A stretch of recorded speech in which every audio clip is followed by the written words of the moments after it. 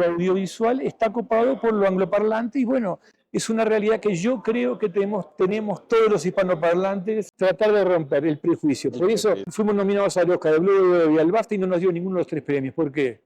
Yo recuerdo que cuando nosotros estábamos viendo los Oscars, estábamos ahí rezando para que gane La Sociedad de la Nieve.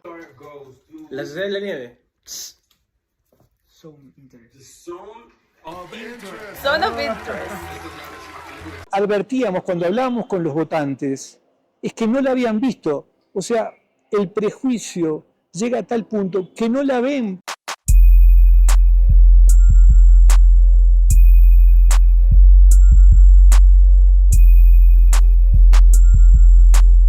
Gracias, Pablo Bierzi, por ser el cerebrito que está aquí metido, el autor del libro. Comparto todo este premio contigo, con el Argentina entera y con Uruguay. Hola, bienvenidos.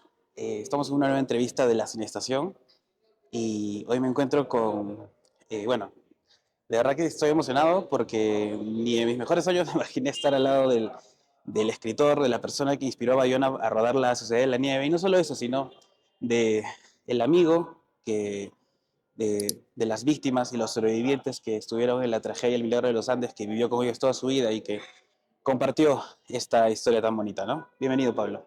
Un gusto, Cristian, en Cinestación. Un placer, no solo por tu canal, sino estar en Arequipa, la ciudad donde nació mi gurú literario, que es Mario Vargas Llosa. Quisiera comenzar hablando por el final, por el impacto que ha tenido esta película y este relato tuyo. No he podido estar en el evento contigo temprano, pero he visto algunos videos tuyos en entrevistas y la verdad que conmueve y emociona o inspira, digamos. ¿Cómo tú cuentas cuando estás en los eventos? ¿Cómo narras? ¿Cómo te expresas?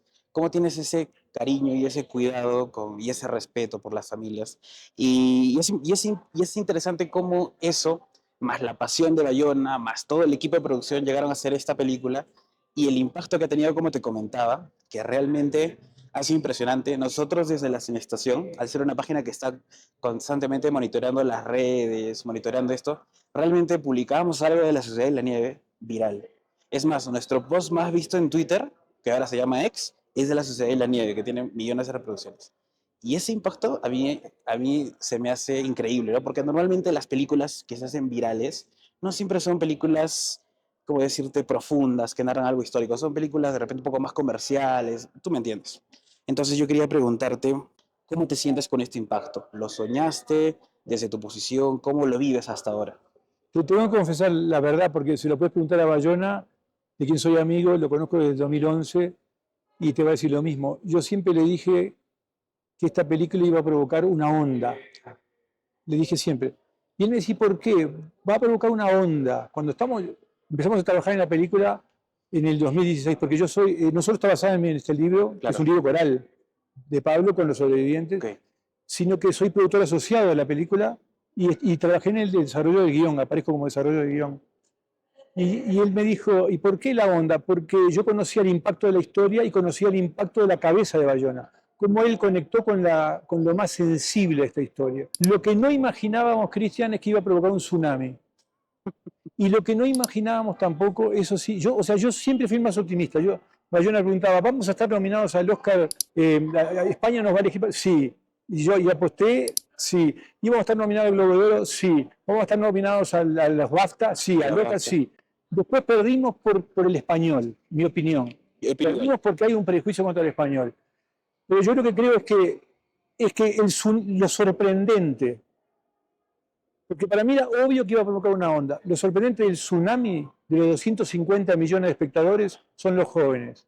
¿Por qué buena parte de esa audiencia son veinteañeros? Hay muchas explicaciones, es una historia de jóvenes, pero yo creo que fundamentalmente acá lo que a los adultos nos llama, nos golpea la puerta y nos dice, miren que nosotros no queremos historias de superhéroes, nosotros no queremos historias de plástico, no queremos Photoshop.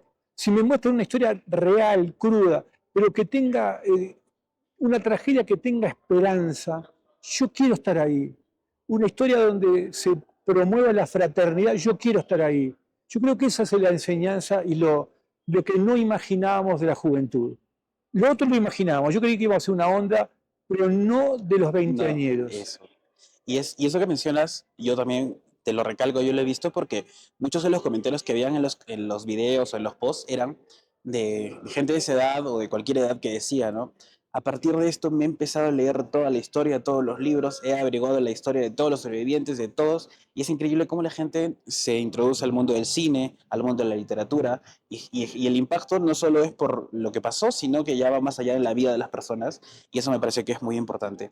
Y Pablo, bueno, tú eres un escritor reconocido, no está, ahora la Sociedad de la Nieve es por lo que la gente se atrae, pero tú ya tienes años, ¿no? 12 libros, pero tengo muchos años. Claro. Yo quería preguntarte, bueno, para los que no saben, de repente tú estudiaste con Roberto Canessa, con Nando, Y y yo soy del mismo colegio exacto, de donde el avión este es un vuelo charter que lo organizan exalumnos de un colegio que se llama Stella Maris. ok, Los exalumnos formaban un club que se llama claro, exalumnos del Christian Brothers, que jugábamos al rugby.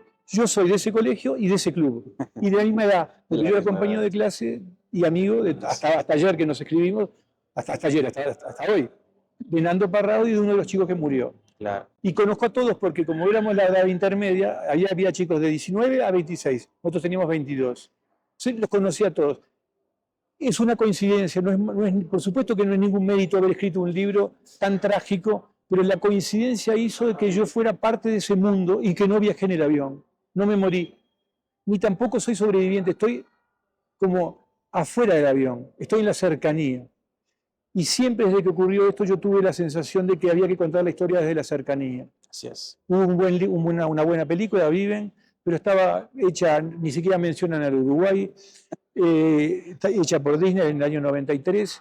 Y bueno, y cuando Bayona me escribe ese mail en el 2011 para decirme de esta historia hay que contarla en español, en español, solo conocemos la punta del iceberg. Bueno, empezamos una odisea, Cristian, una odisea que es hacer una película grande, porque tiene que ser grande, en español. No sabes la cantidad de veces que estuvo por caer este proyecto. Nos pasamos 10 años golpeando puertas, digo, yo acompañando porque era del paquete del grupo, como productor asociado, como me dice Bayona, yo soy el custodio y el guardián de la historia de los personajes, golpeando puertas y escuchándonos hasta que al final Netflix acepta hacer una gran película en español.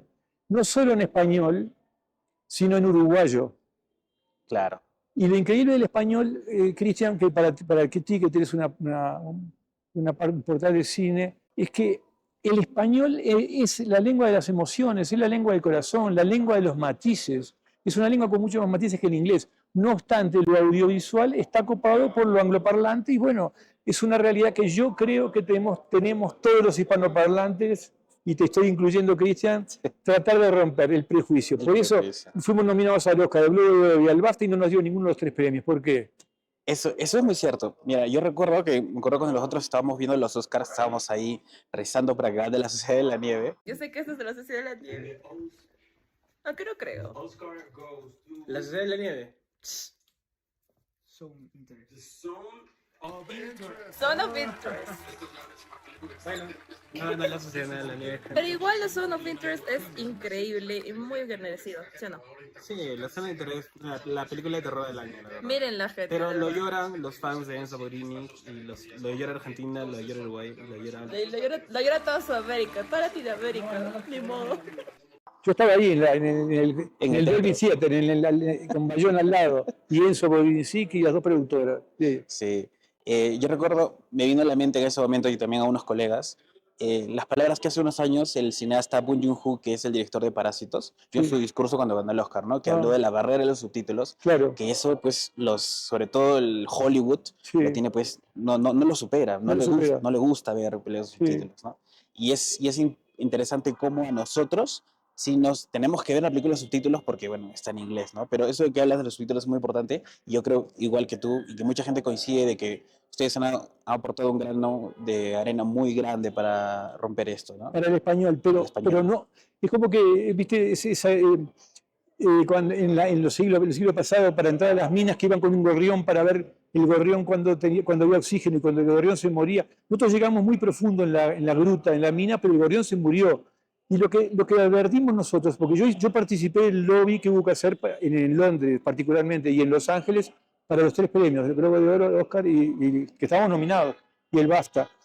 Y lo que advertíamos cuando hablábamos con los votantes es que no la habían visto. O sea, el prejuicio llega a tal punto que no la ven. Y yo le decía, perdona, mira que tienes que votar dentro de 2 días. Sí, todavía no. O sea, el prejuicio hace que la dejen en un costado. Exacto. El español tiene un prejuicio en lo audiovisual que todos tenemos que tratar de superar. Claro, y eso sí tienes mucha razón, porque muchas películas ni siquiera miran a los votantes y solo votan porque, no sé, porque conocen al tanto, ¿no? Y es interesante lo que dices, es un buen dato que no tenía idea, pero sí. Y te agrego otra cosa. Yo soy amigo del productor de Sin Novedad en el Frente, que el año anterior ganó Claro, mejor película extranjera. Daniel Dreyfus.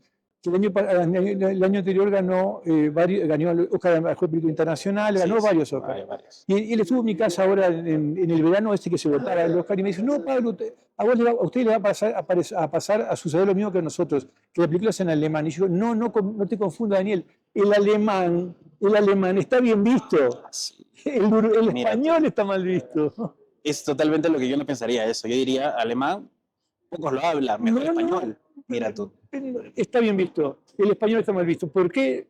Misterio, Cristian. Es parte de, ya de la cultura. Parte de los prejuicios. Claro, así es. Y, Pablo, tú mencionabas, ¿no? Que han estado tocando puertas, que la película casi no se da, que se cae. A mí de repente nos puedes contar una de las anécdotas de cómo lograron convencer a todos, a las familias de las personas. Yo creo que fue lo más difícil de todo fue Imagino. eso. Lo más difícil de todo fue. Yo te iba a poner un ejemplo, Cristian. Tú puedes firmar 1000 documentos, la película va a ser respetuosa contigo, con tu familia. Y eso siempre, porque a nadie le mostramos el guión, porque fue un guión que se fue haciendo sobre la marcha. Ok. Se rodaron 600 horas. 600 horas, cuando deberían haberse robado 60. O sea, era muy difícil mostrar un guión. Lo que ocurrió es, los familiares de los que no volvieron se reúnen en una biblioteca que se llama Biblioteca de Nuestros Hijos, que es con fines de beneficencia, que hacen obras sociales. Fuimos a plantearles el punto de vista de la película y se lo planteó Bayona. Esto fue hace 3 años. Cuando estaba contando el punto de vista, no mostró ningún papel. Estaba yo, estaban 10 familiares, había un sobreviviente, Gustavo Serino, y yo. Cuando empezó a contarlo, se puso a llorar. Créeme, Cristian, que ahí me di cuenta que una emoción es el mejor documento para que te den confianza. Una emoción genuina. Eso es cierto. No podía seguir hablando. Y yo no lo enmendé, si no podía seguir hablando, que no lo siga contando. Pero Pablo, yo creo que también tiene mucho que ver que tú hayas sido la persona que haya estado ahí. Porque... Claro, yo era el puente. El Exacto. puente, como dice Bayona, yo era el guardián y custodio de la historia de los personajes. A mí me conocían los familiares Claro. y los sobrevivientes. Y entonces, la pregunta que tú te puedes hacer es, ¿por qué yo, 52 años después, habría de ser desleal con chicos que murieron a los 20 años, hace 50 años? ¿Por qué? ¿Y por qué habría de ser desleal con los sobrevivientes que son mis amigos? Claro, Sería absurdo, pero Sería todo absurdo. puede ocurrir. claro. Por imagino. suerte no ocurrió y todos quedaron sumamente gratificados con la película. Y yo tengo una pregunta, bueno, a que puede ser obvia la respuesta. ¿Por qué esperaste tanto, Pablo? Porque en el 2002 creo que hiciste un artículo Sí. y luego hiciste el libro, pero ¿esperar tanto por el luto o porque necesitabas más testimonio, más investigación? Porque los sobrevivientes, en el 2002, que hacía 30 años del accidente, yo escribí una especie de ensayo contado desde el punto de vista de los muertos, en el principal diario de Uruguay, que se llamaba Nosotros los Otros. O sea, ya ahí estaba el encare que después Bayona usa de contarlo desde el punto de vista de los muertos. El problema es que en una sociedad pequeña como Uruguay, mi presencia, hay 16 vivos porque hay 29 muertos. Mi presencia era tu ausencia. Entonces tenía que pasarse mucho tiempo para que hicieran el duelo. O sea, los sobrevivientes tampoco querían hablar prematuramente para herir susceptibilidades Claro. en formas innecesarias. Ujú. Así como cuando hicimos la película La Sociedad de Nieve, 50 años después, ya pudimos hacer ese abordaje con esa consigna. Acá hay 16 vivos porque hay 29 muertos. Entonces podemos contarlas desde el punto de vista de los muertos, que tal vez no se podía haber contado hace 20 años eso. Hemos hecho un análisis del impacto emocional que ha tenido, del impacto histórico, pero también yo leyendo las redes, el impacto que ha tenido los actores, como la juventud, no solo los ha visto como héroes, sino que han adentrado más de su vida y son fanáticos, por ejemplo, de Enzo o del actor, todo el grupo de actores, y es un boom. O sea, es como si fuesen la nueva sensación de actores, y cómo también eso ha repercutido en la vida de él, porque lo ves en desfiles, lo ves en alfombras, y es todo una cadena de impactos que me parece genial. Tú fuiste parte de la elección del elenco, ¿qué opinas de los chicos que participaron y cómo fue ese Yo proceso? no soy idóneo en casting en lo más mínimo. Lo mío es escribir. Así Pero Bayona me hizo participar de la parte final del casting porque Ya. yo conocía a los Hola, chicos. hola, Entonces él me preguntaba, si ¿te recuerda a tal? ¿Te recuerda a tal? O sea, yo participé de eso. Lo que yo creo ahí, lo que ocurrió, Cristian, es que así como hubo una sociedad de la nieve, hubo una sociedad del rodaje. El rodaje fue terriblemente duro, 600 horas. terriblemente sufrido. Yo participé en todo el rodaje. Pasamos 6 meses en la montaña española, 2.500, 3.000 metros en Sierra Nevada, en plena pandemia del COVID, con la gente enfermándose, durísimo, lejos de tu Horrible. casa, 6 meses lejos de todo, y después otros 6 meses en otras locaciones. Se rodó mucho en los Andes argentino-chileno, que tienen 4.000 metros, 5.000 metros, Imagínate. como lo de ustedes. Entonces yo creo que el sufrimiento une, así como el sufrimiento en otra escala, el sufrimiento unió al grupo de los Andes originales del 72, el sufrimiento, en aquel caso vida a muerte, los unió para siempre, el sufrimiento y haber estado tan empáticos con los personajes que representaban, lo unió y se formó una sociedad del rodaje que se mantiene hasta el día de hoy. Claro, y eso que mencionas es interesante porque hay un video que publicó Netflix, me acuerdo casi por el estreno, unos meses después, en donde se ve pues cómo ¿Quiénes fue fuimos lo a la duro. montaña? Exacto, dice como un mini documental que está cómo lo sufren. Yo, por ejemplo, particularmente al inicio de la película yo pensaba que la mayoría de las escenas las había grabado en un set, pero luego empecé a ver las imágenes y cómo el mismo Bayona publicaba en su Twitter y mostraba que estaban pues a una altura tremenda y Sí, sí. grabar ahí, imagínate. Sí, es realmente de admirar. Pero me gusta cómo Bayona también hablaba en los festivales y cómo yo estoy seguro que a él y a todo el equipo le importaba más el mensaje que querían transmitir a la familia, que si lo miraban 100 personas o las 300 millones creo que lo han visto en todo, Claro. estoy seguro que son más. Lo que pasa, Cristian, es que en verdad tiene una recompensa. El hecho de que esa proyección del 1 de septiembre de 2023 con las 350 familias, que haya sido un abrazo compartido, eso tuvo una repercusión y ese abrazo es la causa, la semilla que generó los 250 millones de personas que la vieron. Ahí está la semilla. Ya para ir terminando, Pablo, tú tienes un cameo en la película, Sí, ¿cuál es? el del periodista, casi al final. Pero la voz. La voz.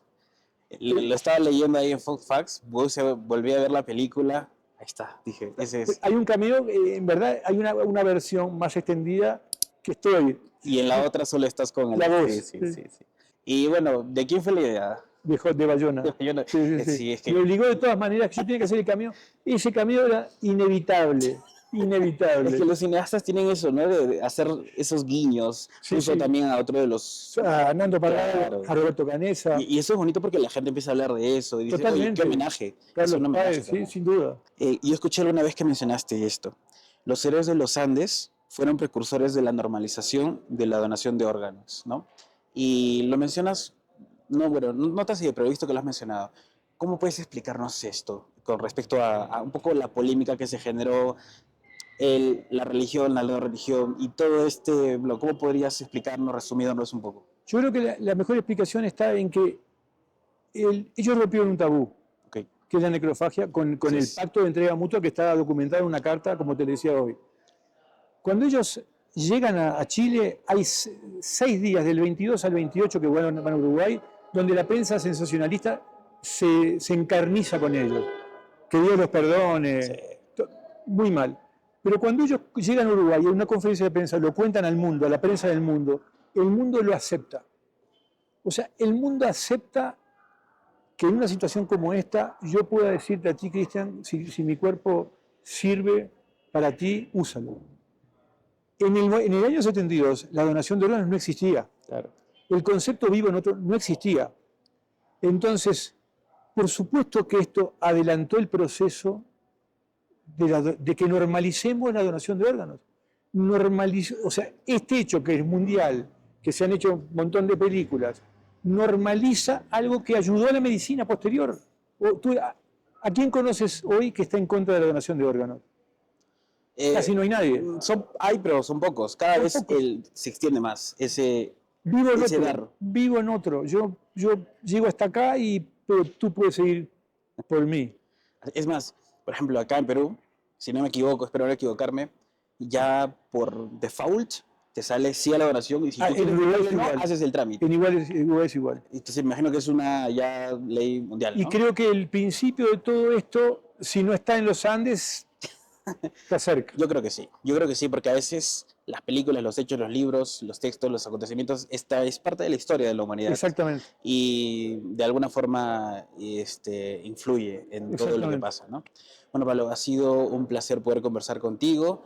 Tengo muchas preguntas, pero ya el tiempo se nos acaba. Solo agradecerte por tener esta oportunidad de poder conversar contigo, agradecerte por contar esta historia y agradecerte por poder inspirar a muchas personas a escribir, a hacer películas, a contar historias y sobre todo a hacer esa familia de todas estas familias y los sobrevivientes y los no sobrevivientes, ¿no? Porque creo que es muy importante que la historia los recuerde así. Sí. Y es muy importante que hayan estos contadores, ¿no? Que personas así. Y yo Cristian, te termino diciendo que yo invito a todos nos gusta contar historias, a todos nos gusta aportar un granito de arena. Un libro es una botella que uno lanza al mar y no sabe qué va a terminar, no sabe dónde va a llegar. Puede llegar a 100 personas, a 10, a 1000 o a 250 millones. Entonces, háganlo, láncenlo al mar y veamos. Eso, Pablo, no te quito más tiempo. Muchas gracias a ti. Por todo. Un placer, Cristian.